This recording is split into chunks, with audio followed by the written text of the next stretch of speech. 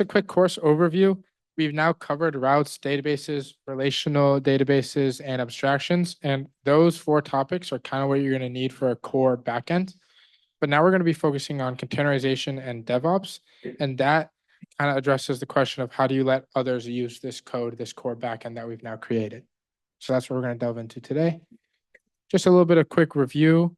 We learned about ORMs last week, and before we had been using SQL Alchemy. So now we're using these ORMs, these objects as classes to interact with the database. And this makes our life a lot easier, as we saw, because the ORM is doing the hard work for us by translating the SQL to Python. So we are not coding in raw SQL anymore. It's hopefully a little bit more intuitive and easier. ORMs also automatically handle enforcing reference conditions and manipulating the join tables. So those errors will be caught for you when you're writing the code. Okay, so let's delve into the deployment process. So what is the process when you want to deploy an app on the App Store like we do or any other company? So you have dev versus prod environments, and we'll start with dev. And dev is just short for development. And so this is the environment that engineers write code in, and it will contain like print statements, testing, and other debugging logs. And then you have prod, which is short for production. And that's the environment that the users actually interact with. So since this is the environment that the consumer is interact with, this environment has to be super clean, and it can contain, like, has to be error-free code. This is where, like, if you encounter bugs in an app, those should have been cleaned up on dev. Prod should be clean. There shouldn't be any errors, so that your user also doesn't encounter any weird bugs in the app. Okay, so there's 4 steps. Just going over the first 2 is compress code into a production environment. So again, the production environment is the environment that the users and consumers are going to be using. And so you need to compress that code into an environment that's ready for the users to use. And the second step is prepare production environment to be run ready. This essentially means that we want it to be very clean. We don't want it to have any print statements, any logging, any errors, anything like that. It should be a clean code-based environment. So how do we actually run apps on other machines?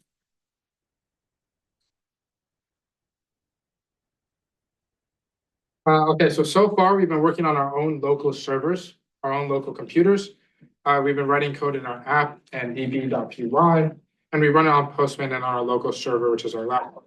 But we haven't actually really seen how users can run these apps on other machines. We don't know how users are able to use our apps. So why do we do such a thing first off? Well, in production, we don't want apps to be running off of our local machines, right? Say we have Eatery, which hopefully if you are familiar with, everyone should know is the dining hall app, and we have it running on my laptop to the local machine. If I go to bed and I close my laptop, then Eatery will be down until I reopen my laptop, which could be like in the morning, or if I sleep late, whatever, 1 p.m., and no one will be able to see what's for breakfast or for lunch. So we can't have it on local computers since they're prone to those sorts of things. We want to use other machines to run our apps, i.e. servers. So I keep using this word environment, prod environment, dev environment. What is an environment? Well, it's basically an operating system with your code, libraries, and environment variables. So the first component, the operating system, that is going to be either like Mac or Windows, depending on what computer you use. And the operating system can alter the environment and what you're working on. The next component is like the actual code, which is going to be the DB and app that we've been writing in our files. The libraries, those are the specific tools that we need to run our code. And those are the requirements that will be installed when you do like pip install requirement. Those are those libraries that are necessary. And the environment variables, we'll talk more about this in a second. We'll get into those. So there you go. You have some examples. Operating systems, the most common ones are Mac, Windows, Ubuntu. Your code is all your Python files. And your libraries is everything inside requirements.txt plus the built-in ones that come with Python. Environment variables we'll get to in a second. So environment variables, going more into it. So the key point of environment variables is that we do not want sensitive information in source code, such as like username and password combinations and API keys. So environment variables are essentially a file containing confidential information in source code. You can kind of think of this as like a file containing the secrets that you don't want everyone to know, like a secrets file. It contains like that sensitive information, like the username and passwords that we don't want to be readily available in the code base. So if anyone did get access, it's like an extra firewall. So an example of this is like we've used SQLite 3 as a database, but there's a very another popular database called Postgres. In order to use Postgres, you need to log in with a username and a password. So you wouldn't want to push your code to GitHub, and then everyone sees your username and password for Postgres since it would be in that. And then they could log on to your Postgres account, access to your database, alter whatever information they want.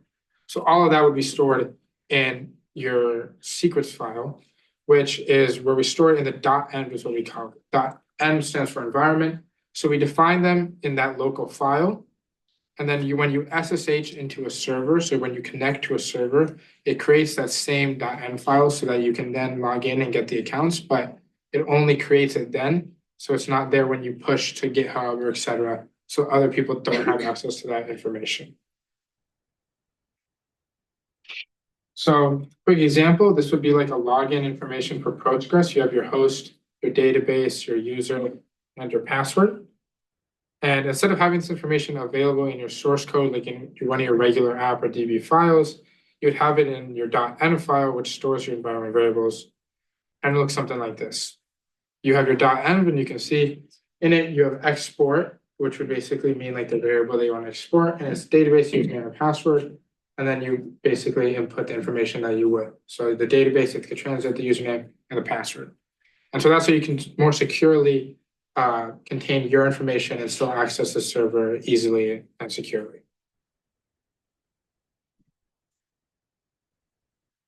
And then you can change it to that. Now you see it becomes, instead of just equaling this, it's your os.environment stands for, and then you access at database. And so instead of actually hard coding it into your files, you reference some other secret file that no one has access to. So they have no way of guessing or knowing what it is. So that's how you would actually reference it in the regular file. And that's how you set it up in the .env. Okay, so we have our .env file on our local computer, and then we create this exact same file on our server, like this. So we have the same file on your local computer and the server, and we only want the environment variables available to those using the server. So it shouldn't be public, easy access. So small scale approach, such as like installing Python, installing requirements, and you run app.py, works perfectly for like simple applications. But let's say we have larger applications where you then need to have a lot more custom software that you have to install and a lot more libraries, etc. Setup becomes a lot more cumbersome, right? You need to include a database, you need more package installations to isolate the environments. And so we want like a modular and automated solution to doing that, to setting up a larger application. So virtualization, we're going to delve into just because it's still relevant, but it is the old way. And so this is the old way of doing this, which is you would have a virtual machine.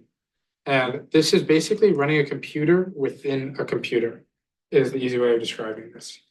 So a virtual machine, like say you have a Mac and you want to use Windows, you can install the Windows framework on Mac. So you're basically running like a different Windows computer inside your Mac computer. And that was like the old way of doing it. So it allows us to set an operating system to run. And we get sandbox, basically we get like prohibited from our host computer's files, so we can't see those private files. You can run multiple simultaneously on the same computer as well. And you can use your host computer, like the one that's hosting the smaller one, to manage the virtual machines. So this is like a quick little visual. So we have like 3 different apps running on 3 different virtual machines. You can see we have app A, app B, app C. And again, since you have these running separately, you can see that we have a lot of like inefficient resource, and it takes up a lot of time and space that you don't really want to have as a developer. You know, I've personally hosted like Windows on my Mac, and it made it extremely slow. And that was only when I was doing one application. 3, you need like a super strong, heavy computer. And basically it's inefficient, takes up a lot of time and storage. So now we get into the more present one, which is containerization. So that's the solution to this. And basically, this is what it does. We already went over the first two, but it compresses the code and then it prepares the environment to be run ready. So basically, containerization is like putting your app into a very tiny, neat like container, and then modularizing it, so giving it all the information it needs, and then allowing the developers to package their code into that little container. So basically, packaging the code into a little unit of software that can then be used. And Docker builds these codes into something called images. So again, containerization is like neatly packaging these little environments or code, and it basically allows developers to package code into like a standardized unit of software, one that can be used across.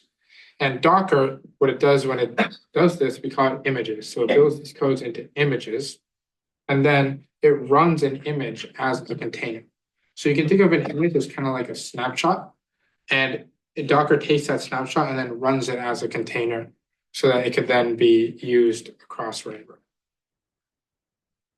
So like what exactly is a Docker image? Well, it's basically a blueprint for your app. So you build an image from your source code, and you define what you want your app to look like in a file called the Docker file. And that's how you actually define the Docker setup. And that's essentially the blueprint of what you would want your app to look like. So you can think of like the Docker image as a set of instructions to then run your app on someone else's local device. So the whole setup of like installing the requirements and then running, it basically takes all those and makes it so that it would just automatically be run when you use it on someone else's local computer. And to build an image, you would just use the command docker build space dot. And then to see all the images that you have currently, you would just do docker images. So that's pretty much the overview of what images are. Now, what are Docker containers? They basically run containers from an image. So it's a live instance of your application. And you can define running instructions with additional flags. So to run in a container, it's Docker run. To see all the containers, it's Docker PS. But the Docker container basically runs from the image. That's the key point. The container is like using the image to then run and give it, make it available to everyone else. So here are some good analogies so that we can like better understand the relationship between images and containers. So kind of like classes and objects. So we know that in Python, a class is like the basic blueprint for an object that's going to be an instance of the class. Another one would be like blueprints and houses. You know, blueprints relating to images, houses relating to containers, recipes and cakes, or instructions, and then production of these instructions. So again, the images are like the instructions, and the container is what actually then takes those instructions and runs them. It's the production of these instructions. So here is an example of a better solution to running apps on someone's local environment than we saw before with a virtual machine. So here we have users operating, here we have a user's operating system, like the host operating system down below. And on top of that, we have separate apps running through Docker. So instead of having to install the virtual machine that has the different operating systems and stuff Docker does all the work for you using those containerized applications. So, app A has now been containerized, app B has also been containerized, so Docker can then just run them all. And so you see it's much more efficient, much more space efficient, time efficient, etc. So it's a better application management system. It's easier to go through your Docker containers that are currently running. So you can jump into each app that you have and see, what's going on with it, what's wrong with it, if there's anything, or what's going well. It requires fewer resources since you just need Docker, and then Docker kind of does most of the rest of the work for you. You boot up applications faster just because it's simply more time efficient to do the container. And there's also just more simplification and modularity. You're able to better separate these apps into like modules, and it's more simple to just do Docker run and then run all the containers and the whole virtual environment setup where you have to go into like basically another computer inside your computer, then run it, then exit and do the same for another app. Basically, the virtual machine is a lot more tedious. So then our second point of prepare a production environment to be run ready. So that is done through Docker Hub. And so Docker Hub is kind of similar to GitHub. In GitHub, you can like push code to a repository. It's like a cloud-based service that stores images in public and private repositories. So again, the image is the blueprint or instructions for building and running your app. So the code to the GitHub platform is the same as the image to the Docker Hub. You can kind of think of that as a similar comparison. And it's a necessary medium for remote servers to access pre-built images. So it's basically a way for people to access the images for your app online. So these are some of the steps. You would first create the Docker file itself, write in the necessary code. Then you would build the image, and then you would push the image to this Docker.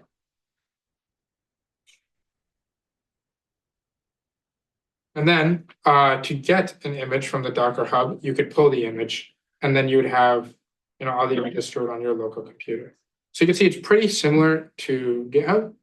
The only difference there is like the create Docker file and building the image, but the whole push and pulling is kind of the same idea. And that's how you manage all your Docker files and containerization. So Docker Compose. Docker Compose is a tool for defining and running multi-container Docker apps. So all within one singular application. So this course, for the sake of the scope, since we don't have a lot of time, will only deal with one container apps thus far, but Docker Compose does allow you to deal with multi-container applications. So for example, if you had multiple apps like Eatery, Transit, Resale, you could use Docker Compose to aptly use all of them efficiently with the same Docker. And in order to do that, you have to create a Docker-compose YAML file to define the application services. But like I mentioned, this course works with just one container, so this won't be as relevant. But in the future, when you get to heavier production environments where you may be running multiple applications, this is very useful and it's what you'd use, most likely. So you can see, basically, this is a little visual example with the octopus and the Docker whale. But the octopus is like the Docker Compose. And it's juggling all these different applications, etc. And then that's all condensed into one object, and that represents one Docker Compose. Okay, so a quick summary, since this was a line very abstract. We want to define a Docker file to specify apps required environment. The environment is going to contain the operating system, the necessary libraries, the code itself, and your environment variables, which is the super secret information you need to log onto the server. So those are the four main things. To define the Docker file, which will contain the relevant information, you will build the Docker image from this Docker file, which is essentially building that blueprint, a set of instructions for your application. Then you will push the image to Docker Hub. So you're pushing your image / set of instructions online for others to see and later on use. And then you define how to run your images in the Docker Compose file, which tells you how to run the images itself to then make your Docker container, which is a live instance of your app. So that's what you would then see, for example, on the App Store. And then the very last step would be to deploy, which we'll get to later. So very last slide is DevOps, which we're going to touch on really briefly, which is a section of the tech world which deals with how to efficiently release software. So this is very relevant in actual industry, and it's what a lot of most tech companies are using. So it's basically a term used to describe how to ship software fast. So you can see it's development, which is building software, which is what we've been doing, and operations, which is testing and releasing software. And DevOps is kind of where those two meet, the boundary where those two meet. So the goal of DevOps is to build and ship software quickly and reliably and make development and operations flow seamlessly. So this is kind of the most famous visual you'll see when you look up DevOps, but you can kind of think of it as starting with the plan. So you first plan out your app, then you would create. You would, for example, write all the code. Then you verify with the testing and all that your code works and compiles and runs as needed. You would then package it, which is what we just learned about, and then release it.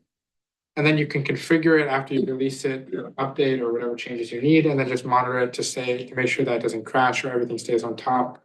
And then you keep going with that cycle for every app that you're going to use. So it's just an efficient way or term to describe how to plan out your apps, build them, and then test them all seamlessly. And this is like relevant because the plan, create, verify is what we've been doing with the app.py and the abstractions and all this core backend development. And this packaging and releasing is what we're getting to now with Docker and later next week deployment as well.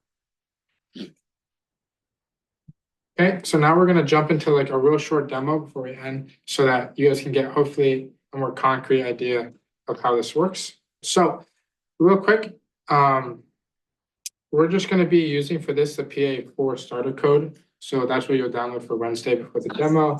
Since we won't actually be coding like or implementing any routes in this demo, it's all about containerization. So really quickly, I just want to stress the difference between Docker images and containers. So I'll give a quick example to hopefully clear things up. Suppose you're uploading an app to the App Store. The App Store represents Docker Hub. It stores like many different apps that you could potentially download. The Docker image represents what you're actually pushing to the App Store. Pulling from the Docker Hub represents downloading an app from the App Store. All right, and running the Docker container represents like tapping the app on your phone and then like fiddling around doing whatever, running the app on your phone. So every time like you'll see an app will like post an update, like your favorite video game will post an update. That's then basically pushing a new image, a new snapshot of their latest version. And then you pull that latest version from Docker Hub, aka the App Store. And then you can then run it by tapping on the app, etc. So the first thing that we have to do to start the process of creating a Docker container / image is to create a Docker file. So the Docker file defines how you actually run the app. And going back to the App Store analogy, let's say you want to open Facebook. You like as a user, when you want to open Facebook, you shouldn't have to actually run any commands, any like app.py and star requirements. All you should have to do is tap the icon. So that's why this Docker file is important.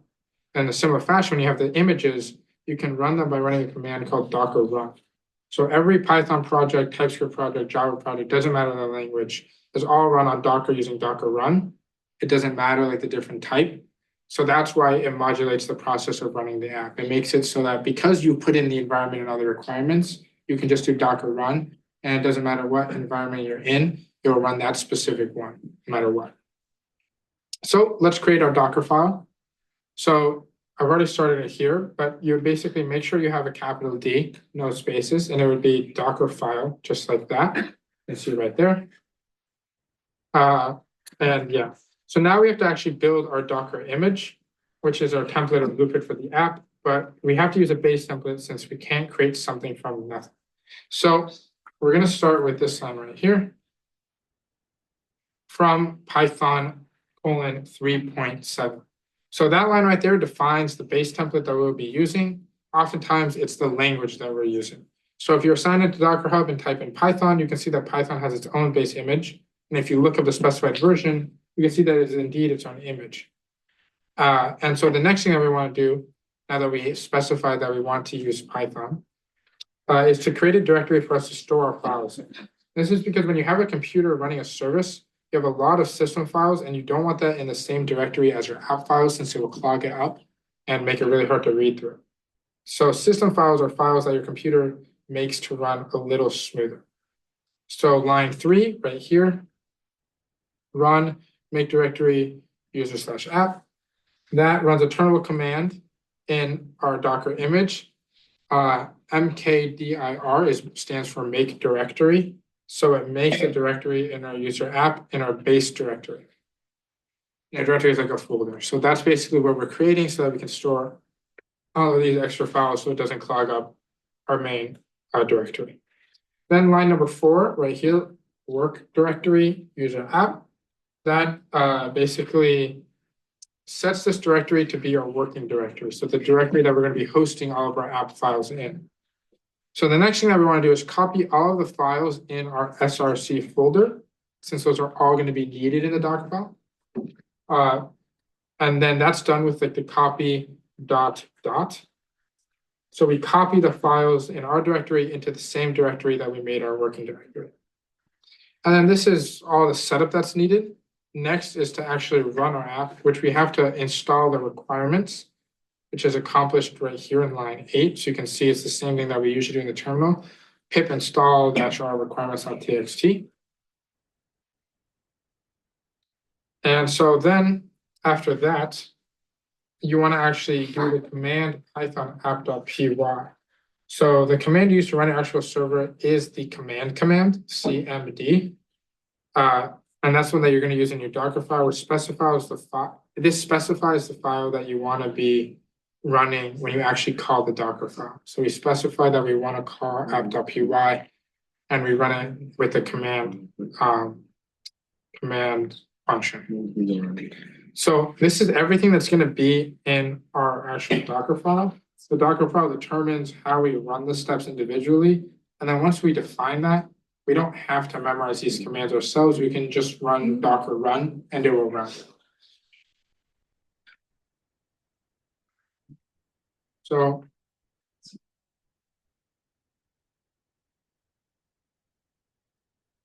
now jumping into the terminal. Okay, so yeah, that was my mistake. I thought I had Docker running, I did not. So make sure you have Docker running. You can double check, again, right here in the top corner. And then after that, your Docker build command should work. If anyone has any, does anyone have any issues with the build command? I tried it.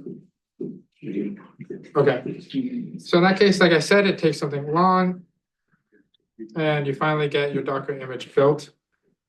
So now once you have that, we can actually give it a better identifier and name for each of the images. Like I was mentioning, since we don't have like a repository name or anything like that. So one of the ways to do this is, okay, that was very silly. I kind of forgot that, but basically when you actually build a Docker, it needs a directory to build it in, like I mentioned. And so you need the little dot at the end, and that's what I kept forgetting. So the little dot, for example, you know the command like cd dot dot will take you to the parent directory. Dot means the current directory that you're in. So when I specify dot at the very end there, it specifies to build it in the current directory that I'm in. And now you can see it successfully built it. And so we now have the actual repository. So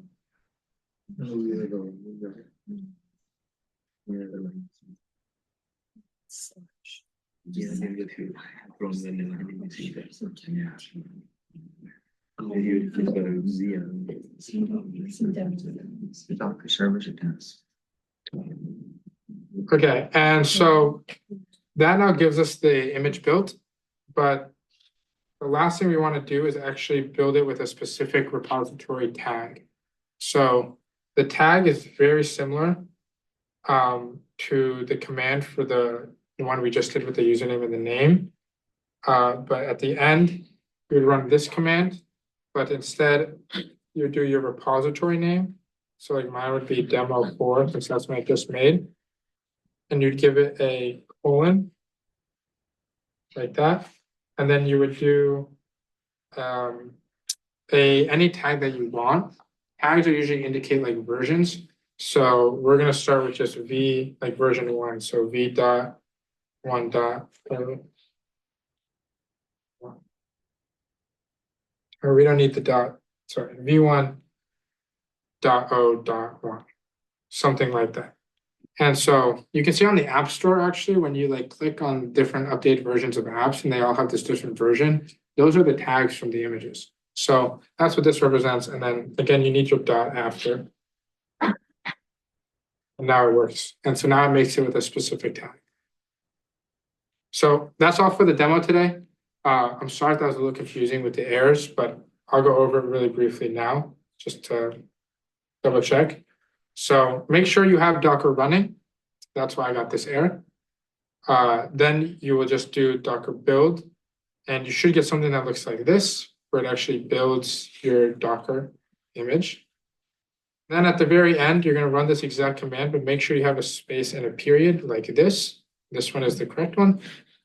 And here, it's again going to give you something very similar to the other one. It's going to show it that it built it correctly. And then to give it an actual tag, your repository, you're going to do this command where you give it the tag name. And then instead of a slash like last time, we're going to do a colon. And then once again, you need a period at the very end there. And then that should build it correctly as well.